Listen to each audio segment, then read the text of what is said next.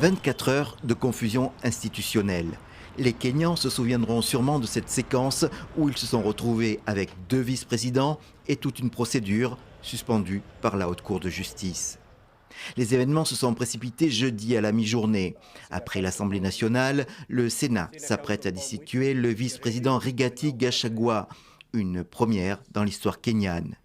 Mais au moment où le mis en cause doit se défendre, il n'est plus là.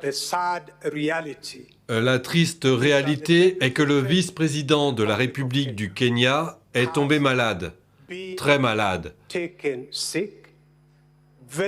Et au moment où je m'adresse à Monsieur le Président de cette honorable Assemblée de sénateurs, il est à l'hôpital. À l'hôpital, les médecins parlent de fortes douleurs thoraciques, mais le Sénat décide de poursuivre ses travaux. En signe de protestation, les avocats quittent les lieux. Finalement, les sénateurs passent au vote et le résultat est sans surprise.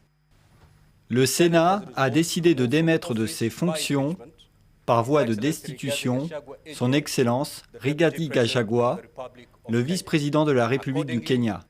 Rigathi Gachagua est jugé coupable, entre autres, de violations graves de la Constitution, à savoir des menaces envers les juges ou des encouragements à la division ethnique. Néanmoins, il a été innocenté des allégations de corruption pour lesquelles il a souvent fait parler de lui. Une raison officieuse est évoquée, ses relations avec le président Ruto s'étaient beaucoup dégradées. Un deuxième acte se joue ce vendredi matin, cette fois à l'Assemblée nationale, où le président Ruto transmet ses désirs aux députés.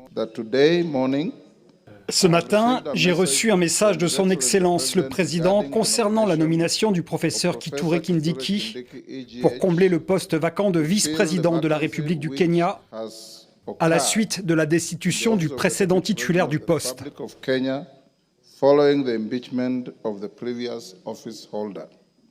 L'avocat Kithure Kindiki occupait le poste de ministre de l'Intérieur et il est surtout un proche de William Ruto.